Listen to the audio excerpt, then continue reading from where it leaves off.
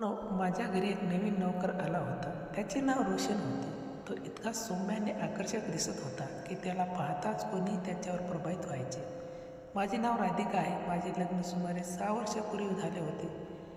एका सामान्य अत्यंत काटकसरी माणसाशी झाले होते. कपिल मनाने चांगले होते, पण रुपये पैशाच्या बाबतीत खूप सावध असायचे, किंवा असे म्हणा की कधी कधी गरजेपेक्षा जास्त कंजूस व्हायचे. एक दिवस कपिल घरी एका मुलाला घेऊन आले. त्याचे वय साधारण 18 वर्ष असेल. तो म्हणायचा, हा मुलगा अनाथ आहे, आता आपल्या घरी राहील आणि सगळी कामे करेल. याला पगाराची गरज नाही, फक्त दिवसातून 2 वेळा जेवण मिळाले तरी खूप आहे. मी आश्चर्याने कपिल यांना विचारले, हा तुम्हाला कुठे मिळाला? कपिल यांनी अगदी सहज उत्तर दिले, माझ्या एका जुन्या सहकार्याने हा काम करायचा. आता तो सिंगापूरला गेला आहे आणि जाताना त्यांनी हा मुलगा माझ्याकडे सोपवला. त्यांनी सांगितले की हा खूप शांत आणि कष्टाळू आहे. बस याला एका कोपऱ्यात जागा देऊन टाका. काही अडचण येणार नाही. हा घरची सगळी कामे करून घेईल. तसेच आमच्या घरात फक्त 2च खोल्या होत्या. एक आमची बेडरूम आणि दुसरा दिवाखाना. कपिल पुढे म्हणाले, याला वराड्यात एक खाट देऊन टाक, तो तिथे झोपेल. मी थोडी हचकचित गोष्टी मान्य केली. पुढील दिवसापासून सकाळपासूनच रोशनने घराची सगळी कामे आपल्या हातात घेतली. काही न सांगता तो भांडी घासणे, फरशी पुसणे करायचा आणि मग गुपचूप एका बाजूला जाऊन बसायचा. पण त्याच्या डोळ्यात एक गूढता होती, एक अनोखी शांतता होती आणि काहीतरी असे होते जे त्यावेळी माझ्या समजण्याच्या पलीकडे होते. हळूच मला जाणीव होऊ लागली की रोशन कोणी साधा मुलगा नाही. त्याच्या वागण्यात काहीतरी विचित्र होते. त्यांचे की तो आमच्याबद्दल कधीपासून सर्व काही जाणून आहे, किंवा कदाचित तो रात्री झोपतच नसावा. एक दिवस घराची साफसफाई केल्यानंतर तो एका कोपऱ्यात बसला होता. मी त्याच्यासाठी काहीतरी खाण्याला बनवले आणि त्याला दिले. त्यांचे ते चुपचाप घेतले आणि खाल्ले. मग मी विचारले, तू काही बोलत का नाहीस? त्याने उत्तर दिले, मी आपल्याशी काय बोलू मालकीन? मैंने त्याला विचारले, म्हणजे कोणी कुटुंब नाही का? तो म्हणाला, मला कोणीच माहीत नाही. जेव्हा मला शुद्ध आली तेव्हा मी एका अनाथालयात होतो. मग जेव्हा मी 5 वर्षाचा होतो तेव्हा एक माणूस मला तिथून घेऊन गेला. त्याने सांगितले होते की त्याला कोणी मूल नाही आणि तो मला दत्तक घेऊ इच्छितो. त्याने वचन दिले होते की मला चांगल्या शाळेत शिकवेल. मला त्याने लहान वयातच कामाला लावून दिले. सामान उचलणे, घर सांभाळणे, पाहुण्यांची सेवा करणे हेच माझे जीवन बनले.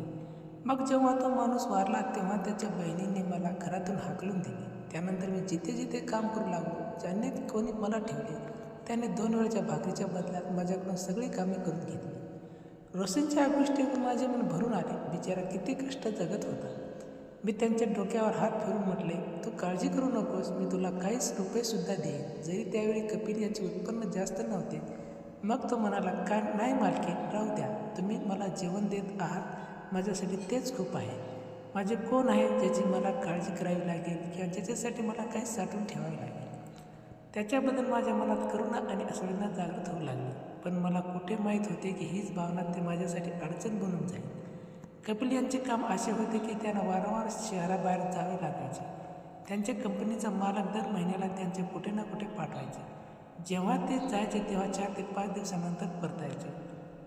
आमच्या लग्नाला 6 वर्ष झाले होते, पण अजूनही आम्हाला कोणी मूल झाले नव्हते. मी विचार केला की जर मी या अनाथ मुलाबरोबर चांगले वागले तर कदाचित देव माझ्यावर प्रसन्न होईल आणि मला आई बनण्याची सुख देईल. कदाचित हीच माझी सर्वात मोठी चूक होती. काही दिवसानंतर कपिल पुन्हा कामाच्या निमित्ताने बाहेर गेले. घरी मी एकटीच होते आणि रोशन होता, जो आता 18 वर्षाचा होता आणि घराचे सर्व काम सांभाळत होता. त्याच्या दरम्यान मी त्यांची साधी जवळून पाहिली. मी स्वयंपाकघरात भाजी बनवत होते तेव्हाच तो तिथे आला. त्यावेळी मी ओढणी चुनरी न घेता काम करत होते. मला माहीत नव्हते की तितक्या कमी वयाच्या मुलाच्या नजरेत असे काही असू शकते. मी भाजी चिरत होते तेवढ्यात त्याने बहाणा केला की त्याला पाणी घ्यायचे आहे आणि माझ्या अगदीच मागे सिंकपाशी येऊन उभा राहिला. मी माझ्याच विचारात मग्न होते. अचानक मला असे वाटले जसे कोणीतरी मला खूप लक्षपूर्वक पाहत आहे, जसे कोणी माझ्या रूपायाला आपल्या नजरेने भेदत आहे. मी लगेच माझ्या वळून पाहिले तर 18 वर्षाचा मुलगा माझ्याकडेच एकटक पाहत होता. कधी माझ्या चेहऱ्याकडे तर कधी माझ्या शरीराकडे. हे पाहून मी घाबरले. मी त्वरित जवळच पडलेली ओढणी उचलली आणि ओढून घेतली. मग पटकन भाजी एका भांड्यात काढून ठेवली आणि स्वयंपाकघरातून बाहेर माझ्या खोलीत निघून गेले. बिछाण्यावर बसून विचार करू लागले की त्यांनी माझ्याकडे असं का पाहिले असेल. मग स्वतःला समजावले की कदाचित हा माझा भ्रम असेल. तो तर इतका भोळा भाबळा आहे हो, असे का करेल. पण स्त्रियांच्या ईश्वराने एक खास संवेदना दिली आहे ज्यामुळे त्या चुकीच्या नजरेला ओळखतात. त्याच क्षणी मलाही तेच वाटले होते. तरी मी विचार केला की तो अजून लहान आहे, कदाचित मीच जास्त विचार करत आहे. हा विचार करून मी त्या गोष्टीकडे दुर्लक्ष केले. त्याने स्वतःच्या मजबुरीची जी कहाणी सांगितली होती त्याने माझ्या मनात त्याच्याबद्दल दया निर्माण झाली होती. काही वेळाने मी खोली बाहेर आले, पाहिले तर तो घराची साफसफाई करत होता. मी सोफ्यावर बसले आणि त्याच्याकडे पाहू लागले. मला त्यात काही चुकीचे दिसले नाही. तो आपल्या कामात व्यस्त होता. मला वाटले की कदाचित मीच त्याच्याबद्दल चुकीचे समजते. रात्री जेवण तो म्हणाला, मालकीन बाहेर खूप थंडी वाजते आहे. जर आपल्याला वाईट वाटणार नसेल तर मी आज झोपू का. त्यांची गोष्ट योग्य होती. थंडीचा ऋतू सुरू झाला होता आणि रात्री वारा खरोखरच गार झाला होता. मी विचार केला की हा मुलगा कधीपर्यंत बाहेर कुरकुटत राहील. माझ्या घरात एक छोटी खोली होती जिथे मी माझी पुस्तके आणि काही जुने सामान ठेवले होते. ती खोली अरुंद होती पण तिचे खूप साऱ्या गोष्टी होत्या. मी म्हटले, ठीक आहे, तू त्या खोलीत झोपून जा, जिथे माझ्या वस्तूंची थोडे इकडे तिकडे करून जागा बनवून दे. तो म्हणाला, मालकीन जर आपला त्रास होणार नसेल तर मी आपल्या खोलीत झोपू का. हे ऐकून मी दचकले. मग तो म्हणाला, मालकीन मग जमिनीवरच अंथरूण टाकून झोपून जाईल. बाहेर खूप थंडी आहे आणि माझ्याकडे गरम कपडे नाही. मी थोडा विचार केला आणि त्याला माझ्या खोलीत झोपण्यास परवानगी दिली. त्याच्या चेहऱ्यावर एक अजीब आनंद दिसला, जसे की त्याला एखाद्या मोठ्या खजिना मिळाला असावा. त्याने ताबडतोब आपलं अंथरूण उचलले आणि माझ्या खोलीच्या जमिनीवर अंथरूण तो झोपला. त्याला अंधारात झोपण्याची सवय होती, त्यामुळे त्याने लाईट बंद केली. मग मी हळूच झोपले अधीन झाले. यानंतर मला काहीच आठवत नाही. सकाळी जेव्हा डोळे उघडले तेव्हा माझे डोके जड वाटत होते. कदाचित मी जास्त वेळ झोपले होते. घड्याळ पाहिले तर सकाळचे 6 वाजले होते. मी साधारणपणे याच वेळी उठायचे, पण आज झोप खूप काळ लागली होती. जेव्हा मी उठले तेव्हा बाथरूममधून पाण्याचा पडण्याचा आवाज आला. मी खाली पाहिले तर त्याचे अंथरूण तिथे नव्हते. याचा अर्थ तो जागा झाला होता. मग समजले की तो बाथरूममध्ये होता. हे पाहून मी थोडी अस्वस्थ झाले. तो माझ्या परवानगीशिवाय माझ्या बाथरूमचा वापर करत होता. मला हे मुळीच आवडले नाही. मी विचार केला की जसा तो बाहेर येईल ते मी त्याला स्पष्ट सांगून टाकेल की माझ्या बाथरूमला हात लावायचा नाही. थोड्या वेळात तो बाहेर आला. त्याच्या चेहऱ्यावर एक विचित्र हसू होते. त्याच वेळी मला जाणवते की माझे केस विखुरलेले आहेत. झोपताना मी ते बांधले होते. मी पटकन उठले आणि केस व्यवस्थित केले. मग जेव्हा मी माझी ओढणी उचलली, मान आणि खोटीची चादर पाहिली तर मी थक्क झाले. चादर अशा प्रकारे पसरलेली होती जसे की कोणीतरी त्यावर झोपले असावे, तेही संपूर्ण खाटेवर. एका कोपऱ्यात नाही. माझ्या सवय होती की मी नेहमी एका बाजूला आकसून झोपायचे. चादरी ती व्यवस्था पाहून मी घाबरले. तितक्यात तो आपले सामान घेऊन बाहेर जाऊ लागला. मी त्याला थांबून म्हटले, थांब जरा. त्याला काही समजले नाही. मी विचारले, रात्री तू कुठे झोपला होतास. हे ऐकताच त्याचा चेहरा पांढरा पडला. तो म्हणाला, मालकीन जमिनीवरच झोपलो होतो का, काय झाले. मी म्हटले, काही नाही, तू जा. जसा तो जाऊ लागला मी पुन्हा म्हटले, एक गोष्ट आणखी एक, आजपासून माझ्या बाथरूमला स्पर्श करायचं नाही.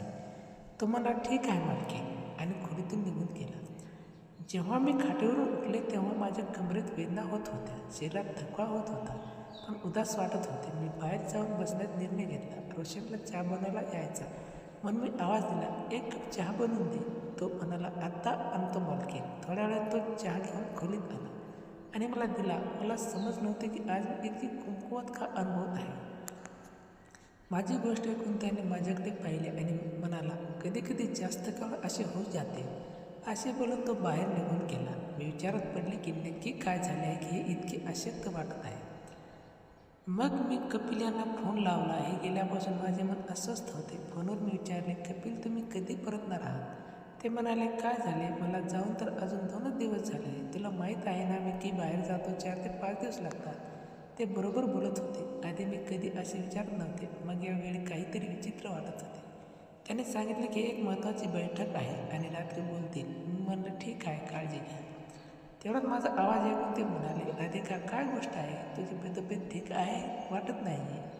काय झालं. आम्ही दोघे एकमेकांच्या आवाजावरून मनातील गोष्ट समजून घ्यायचो. मी दीर्घ श्वास घेतला आणि म्हटले, माहीत नाही, कालपासून शरीर जड वाटत आहे, खूप थकावा येत आहे. तेवढ्यात मी म्हणाले की रोशन समोर उभा होता आणि माझ्याकडे विचित्र नजरेने पाहत होता. त्याची नर माझ्या शरीरावर स्थिरवत होती, ज्यामुळे मी अस्वस्थ झाले. कपिल याच्याशी माझे बोलणे वैयक्तिक होते म्हणून मी उठून खोलीतून निघून गेले. त्याच बैठकीत माझी होती, त्यामुळे बोलणे लवकरच संपले. मी उदास होऊन बसलेले होते, तेवढ्यात दरवाजा खटखट झाला. त्याने विचारले, मालकीन काही हवे आहे का? मी डोळे बंद ठेवून म्हटले, नाही, फक्त आराम करायचा आहे. पण मला असे वाटले की तो अजून दरवाजापाशी उभा राहून मला पाहत आहे. मी डोळे उघडले तेव्हा त्याने चेहरा गंभीर केला आणि म्हणाल, मालकीन, आपण ठीक वाटत नाही आहात. आपण म्हणाल तर मी आपले पाय दाबून देऊ का? मला चांगली मालिश करता येते. मी नकार दिला आणि म्हटले, माझा एक कप गरम चहा बनवून दे. हो होकार देऊन निघून गेला. थोड्या वेळात चहा घेऊन आला. चहा थोडा कडू होता, पण पिल्यानंतर थोडा आराम मिळाला. मग मला झोप येऊ लागली आणि मी सोडून दिलं. मला हे शुद्ध लक्षात राहिलं नाही की घरात दरवाजा उघडला आहे, पण देवावर विश्वास होता आणि त्याने सर्व काही सांभाळले. त्या रात्री साधारण 2:30 वाजता माझे डोळे उघडले. खोलीत प्रकाश होता. घड्याळा पाहून मी दचकले. कदाचित मी खूप वेळ झोपले होते. तब्येतही ठीक नव्हती. मी बाहेर आले तर रोशन मला पाहून हसत म्हणाले, मालकीन, जर आपण ठीक असाल तर काही खाण्यासाठी आणू का? त्याच्या बोलण्याच्या पद्धतीवरून असे वाटत होते की जसे की ते माझीच वाट पाहत असावं. मी विचारले, तुम्हाला उठवलेस का नाहीस? राधेने विचारले, तुम्हाला उठवलेस का नाहीस? रोशन अत्यंत मऊ आणि आदरक स्वरात उत्तर दिले, मालकीन, तुम्ही खूप थकलेला दिसत होता. मला तुम्हाला त्रास द्यायचा नव्हता. तुमची तब्येत ठीक नसेल तर मी शेक देऊ का किंवा बाम लावून देऊ का? त्याच्या बोलण्यातील काळजी आणि त्याचा तो सौम्य चेहरा पाहून राधिका मनातील भीती थोडी कमी झाली. घरात दुसरं कोणीच नव्हतं आणि एकाकीच्या त्या क्षणात रोशनची ती जवळीक राधिकाला एक वेगळाच दिलासा देऊन गेली. तिने हळूच मन डोकावून संमती दिली. रोशन हळूच पावलाने तिच्या जवळ आला. त्याने हळूच राधिकाच्या कपाळाने डोक्यावर स्पर्श केला. त्याचा तो उबदार स्पर्श राधिका शरीरात एक नवीन शिरशिराने निर्माण करून गेली. 6 वर्षाच्या लग्नानंतर कपिल याच्याकडून तिला जी भावनिक व शारीरिक ओळख कधी मिळाली नव्हती, ती रोशनच्या एका स्पर्शाने तिला जाणून लागली. रोशनने हळूच तिचे खांदे आणि पाठ दाबायला सुरुवात केली. त्याच्या हातातील ताकद आणि त्या स्पर्शातील उत्कटता राधिकाला एक वेगळ्याच दुनियेत घेऊन जात होती. खोलीतील शांत आणि रात्रीची ती वेळ या सगळ्यामुळे दोघांमधील अंतर पूर्णपणे पुसले गेले होते. जेव्हा रोशनचे हात राधिकाच्या कमरेभोवती स्थिरावले तेव्हा राधिका स्वतःला रोखण्याचा कोणताही प्रयत्न केला नाही. तिने मागे येऊन रोशनी नजरेत पाहिले, जिथे आता भीती नव्हती तर फक्त आणि फक्त प्रेम आणि तीव्र आकर्षण होते. रोशनने त्यात नाजूकपणे धारीत घालून आपल्या मिठीत घेतले. त्यावर उबदार मिठी राधिकाने स्वतःला पूर्णपणे झोपून दिली. दोघांचे श्वास एकमेकांमध्ये मिसळून आणि त्या शांत रात्री सर्व बंधने तोडून ते दोघे एकमेकांच्या प्रेमात आणि शारीरिक संबंधात पूर्णपणे हरून गेले. 6 वर्षापूर्वी मनात असलेली पूर्णतेची भावना रोशनने त्या एकाच रात्रीच्या सोबतीने पूर्णपणे मिटून टाकली. ती रात्र त्यासाठी केवळ एक शारीरिक भेट नव्हती, तर 2 एकाकी मनाचे अत्यंत रोमॅन्टिक मिलन होते. रोशन आणि राधिका जीवनातील तो नवीन प्रवास आता एका वेगळ्याच वळणावर आला होता. कपिलच्या नसण्याने आणि जुन्या आठवणी पूर्णपणे पुसून टाकल्याने राधिकाच्या आयुष्यात आता फक्त रोशनची सोबत उरली होती. पहिल्या रात दोघांच्या मनातील भावना उद्देश शांत करण्यात ठरली, पण दुसऱ्या दिवशी घराच्या वातावरणात एक वेगळीच साथ आणि उबदार शांतता पसरली होती. आता त्याच्यात मालकीण आणि नोकरा असे काही अंतर उरले नव्हते, तर एकाच छताखाली राहणारे 2 जीव एकमेकांच्या अधिक जवळ आले होते. संध्याकाळचं सुरू जेव्हा दुसरी रात्र झाली तेव्हा हवे हलकी गारठ्याची लहर होती. राधिका आपल्या खोलीत बसून खिडकीबाहेर चांदणी पाहत होती. रोशनने खोलीचा दरवाजा हलकेच ढकलला आणि आत आला. त्याच्या हातात नेहमीप्रमाणे चहाचा कप नव्हता, तर त्याच्या नंतर फक्त राधिकाची ओढलेली ओढ होती. तो शांतपणे तिच्याजवळ आला आणि त्याच्या शेजारी जमिनीवर न बसता अगदी तिच्या समोर उभा राहिला. राधिकाने वर पाहिले. तिच्या डोळ्यात आता कोणतीही संकोच किंवा संशयाची भावना नव्हती. रोशनने अत्यंत हळुवारपणे आपला हात पुढे केला आणि राधिकाच्या हातावर ठेवला. त्याच तो उबदार स्पर्श होताच राधिकाच्या चेहऱ्यावर एक हलकी स्मितची लेकर उमटली. रोशनचे तेल हळूच उचलले आणि दोघी खाटेवर शेजारी बसले. खोलीतील मंद प्रकाश रोशन राधिकाच्या चेहऱ्यावर रेंगणारे विखुरलेले केस अत्यंत नाजूकपणे कानामागे सारले. त्या क्षणी दोघांचे श्वास एकमेकांच्या अगदी जवळ आले होते. कोणती शब्दाशिवाय केवळ नजरांच्या भाषेतून त्यांनी एकमेकांवरील अधिकार मान्य केला होता.